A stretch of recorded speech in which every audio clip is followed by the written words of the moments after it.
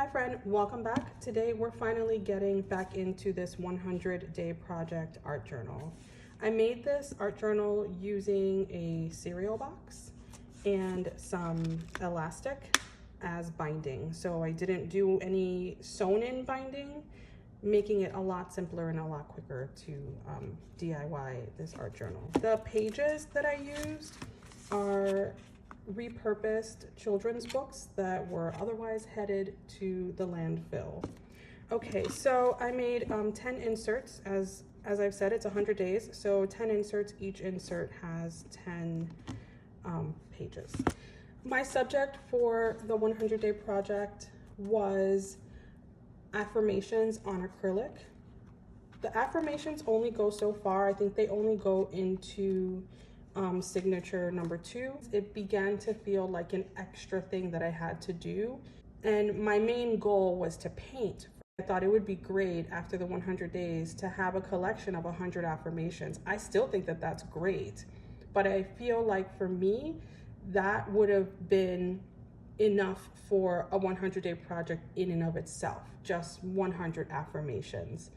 To do affirmations and acrylic, it kind of made it harder for me to just get the project done.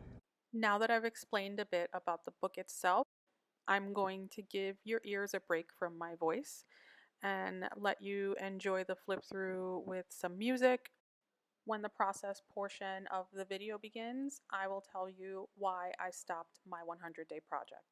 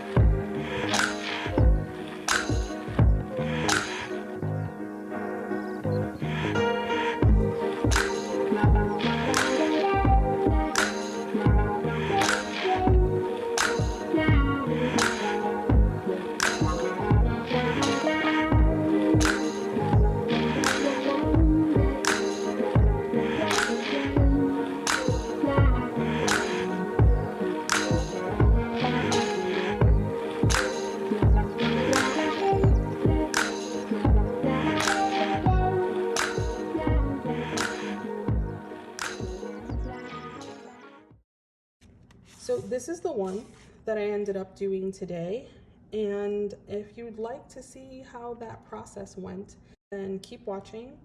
I'm going to be doing a little bit of storytelling, so I hope that you won't mind. And I will see you next time, guys. Thank you so much for being here. Bye. It's been a year since I have tried to paint with acrylic.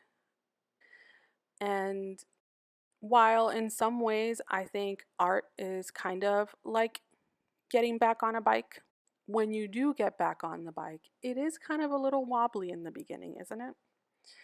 And so that was no less the case for me today.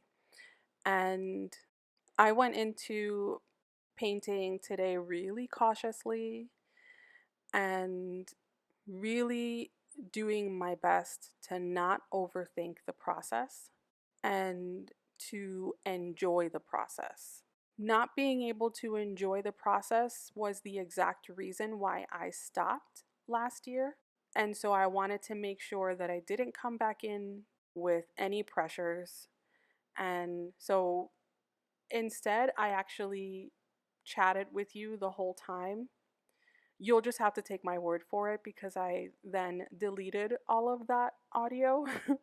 So if my hands don't match what I'm saying, now you know the secret.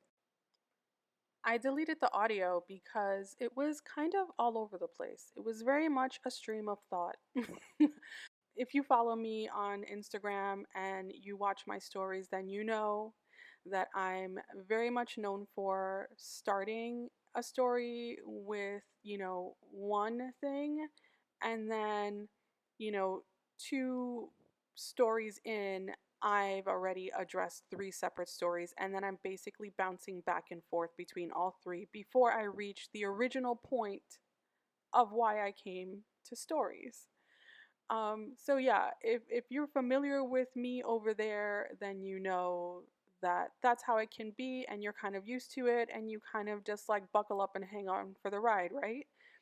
But when I listened to it again as I was editing, I realized that not everyone that subscribes to me here necessarily follows me over there. And if that's the case, then why aren't you? And so, like, with that in mind, I kind of felt like, you know what, we got to do this right because to anyone who's new to me, and maybe this is their first video that they catch, they're going to be really lost. So, um, I'm still going to talk about what I was talking about in the deleted audio, and that is to kind of discuss why I abandoned this project and at the same time abandoned a lot of projects that I was a part of um, a year ago. You may know that I live with anxiety. So, when the pandemic started, everyone's lives in the entire world changed at the same time. And, I've heard it said that those who did not suffer from anxiety or depression entering into the pandemic developed it, and those who had it entering the pandemic really suffered with it.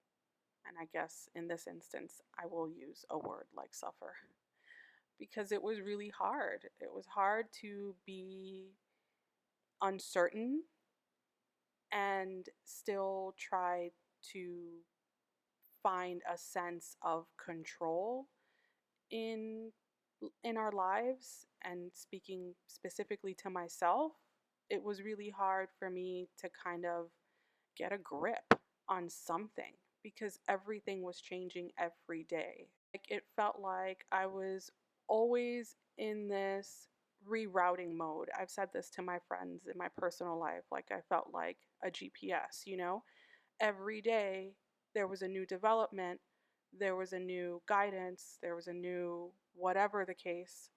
And I felt like I was constantly rerouting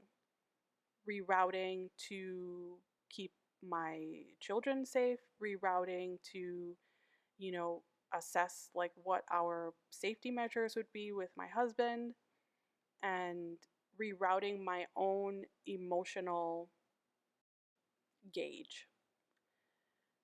I'll be honest, there were days where I felt like I was in a permanent inner dialogue of telling myself everything is going to be okay so that I could tell my kids that everything was going to be okay, even though, especially in the early days, I didn't quite know what exactly would be okay and what wouldn't, because there was only so much that we could control.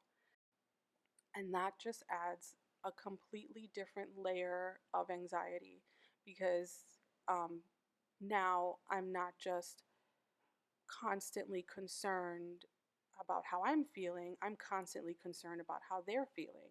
And a lot of these worries, a lot of parents have.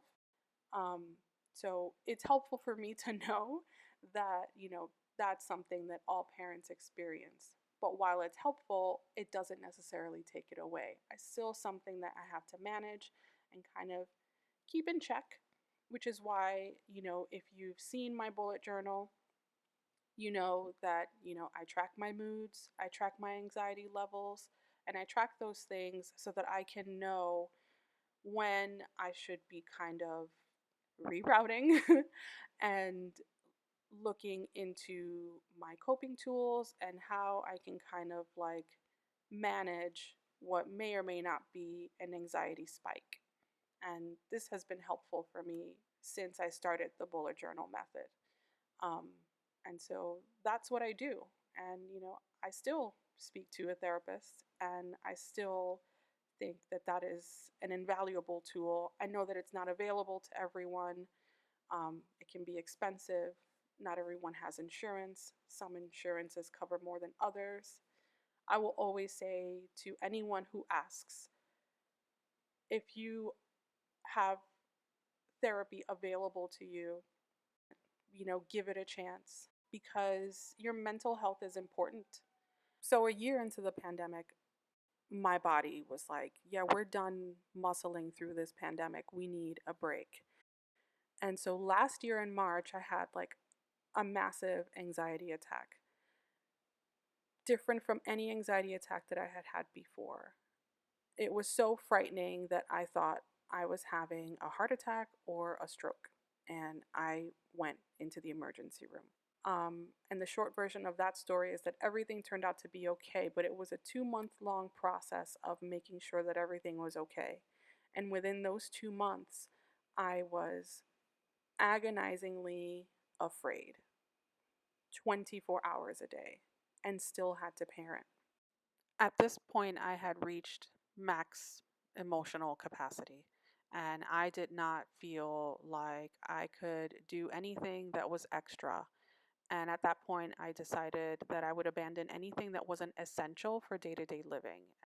That included my collaborations and my 100-day project.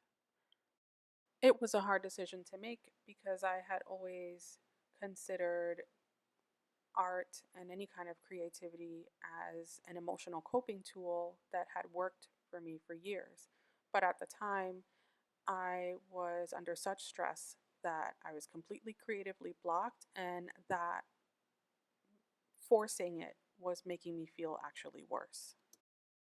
Eventually, I decided that in the interest of healing emotionally, I needed to kind of dial back and just pay close attention to my feelings, my emotional state, eat better. I quit coffee, started exercising, started meditating more, not as frequently as I should, um, but definitely started engaging more physical aspects of self care. And over time, I mean, it took a while for me to notice the difference, but over time, I did feel myself healing. And it's such a good feeling to have put so much effort into taking care of yourself and be able to notice positive changes. Um, it really encourages you to keep doing what you're doing. Specifically, I will say that even just quitting coffee alone, granted, it was a process that took me over 2 months of gradually decreasing the amount of coffee that I served myself. Quitting coffee was extremely beneficial for me as it relates to my anxiety. And yeah, guys, I can say that I feel that things have improved. I feel like that sense of wanting to create has returned, and that's really exciting for me. I have like a 3-page list full of ideas of videos that I want to film. But yeah, guys, that's the update. I hope that you were okay throughout this very long-winded story time. I plan on doing more story time videos in the future. They are not always going to be about mental health, but I'm always open for questions in the comments, or you can send me a more private question in my DM on Instagram. I think the hardest thing about um, mental health is the feeling that you're alone. And so, if nothing else, I hope that one person out there can realize that they are not alone and better days are ahead. Thanks so much for watching. I will see you next time, guys. Bye. How did I get paint on the walls? Oh my god. You know, for whatever it's worth, I like your hair. What? It's long. That's so random. Because I've been wearing hats all week. I know, I've just not been feeling. I guess I'm not a fan of the hat. I guess what I'm saying. Yeah, well, I don't know if I'm necessarily a fan of the hat either, but I'd have to brush my hair, and I'm not a fan of that.